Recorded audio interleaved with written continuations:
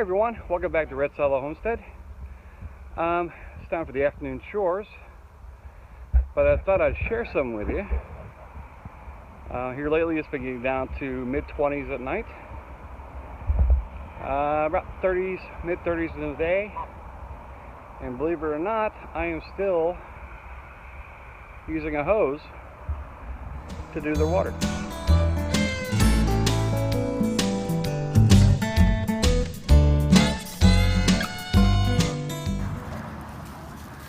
So, if you've seen the Leafapalooza videos, and you know we have a ton of leaves over there just from this fall.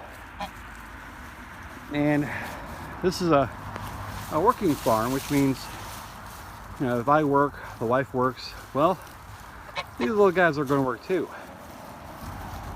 So we've been given a couple of totefuls of the leaves to the chickens every couple days, and what they do is they rummage through it and they scratch through it and do what chickens do. While they're doing that, they're also breaking them down.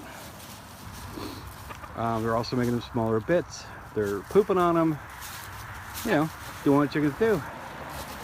So when this is all done, it also keeps we've gotten a lot of rain the last couple days, so this has kind of become a swampy, muddy mess. The leaves will help with that, absorb some of that moisture and give us a good solid ground to walk on. They enjoy it, it helps us, and it helps break down the leaves for us.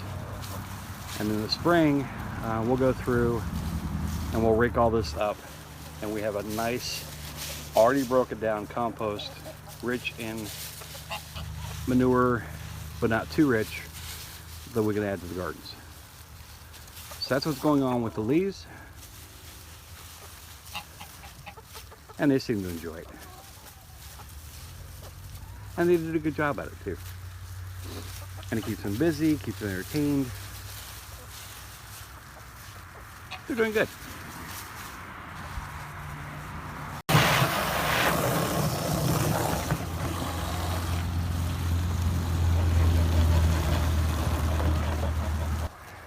So how are we able to use our water hoses outdoors, even though the temperature tonight are dropping to in the mid-20s? And no, we don't roll them up. We don't take them in every night. They are pretty much right here all night long, as you see them. One of the things you need to do is get hoses, or either put on shut-off valves on the end of your hoses. Take your sprinkler nozzles, make sure you take these things off, because water will get trapped on the inside of these and they'll freeze, and they'll crack the seals on them. That already happened in this one. Lesson learned. Now he's down again. So you want to shut off valve at the end. When you're done with your hose for the day, drain all the water out of it. So we highly recommend these flexible hoses.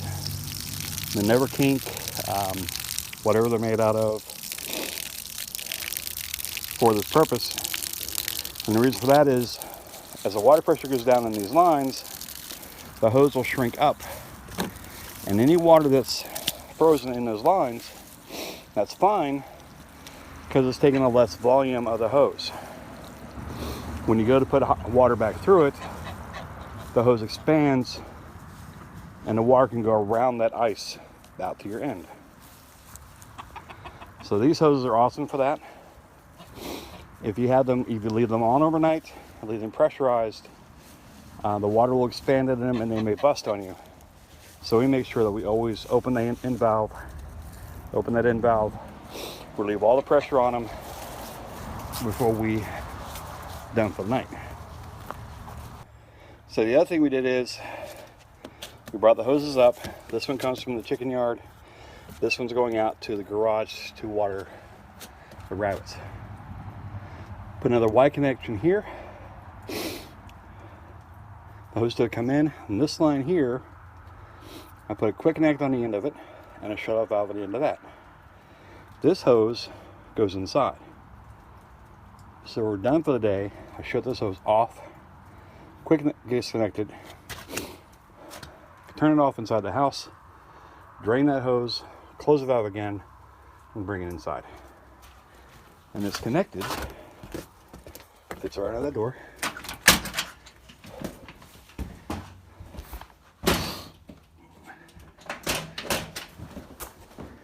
Turn the light on. It's our laundry room. So I store the hose in a tote here. Again, it's one of those flexible hoses. And it connects on the back of the wash machine to a Y valve here. This line goes to the wash machine, this line goes to that hose. So at night when I'm done, I turn this valve off, just like that. Drain this hose, disconnect it, bring it in, store it here. And that way this line will never freeze. And the ones outside, because they're flexible hoses, they can freeze all they want to. And not really matter because they're already drained. So my water's turned off inside the house. Open that line there. That starts draining the pressure from in here. I'm going to both up. Okay. Close this valve off. Now you get a face full of water. Really quick connect. Go ahead, open those up so that'll drain. And that way there's no pressure in lines from here out to the hoses. This line here is coming from the house. I drain the pressure off of that. Not a whole lot there anymore. And I take and wrap this up, put it in the house, and I'm good to go for tomorrow.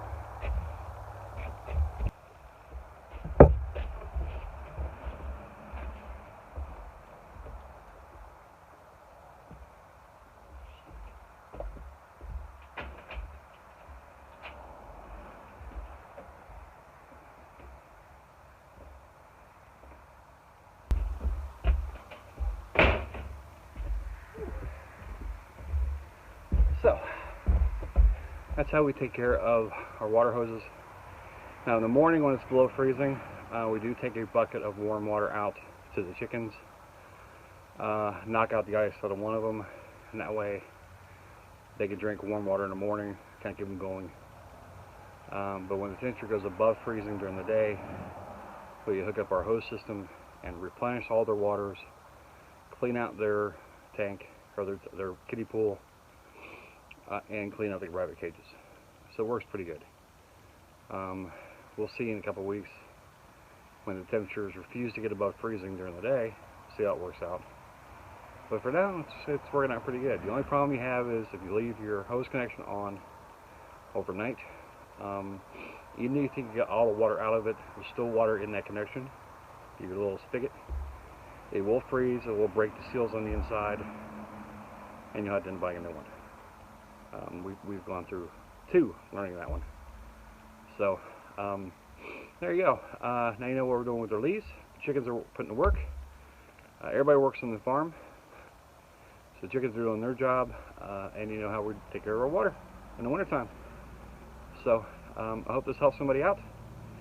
If you know somebody that this could help somebody out, and again, there are 1,000 ways to do something. The trick is to find the one way that works for you. And this works for us. So, until next time, be safe, be blessed, and we'll see you soon.